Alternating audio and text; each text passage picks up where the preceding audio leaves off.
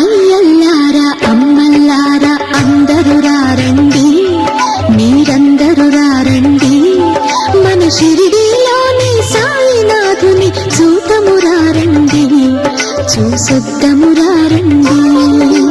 భక్తుల్లారా సద్గురు సాయి భజనలు చేయండి, ఆ భజనలు చేయండి, మన షిరిడీలోని సాయినాథుని సేవలు చేయండి, ఆ పూజలు చేయండి.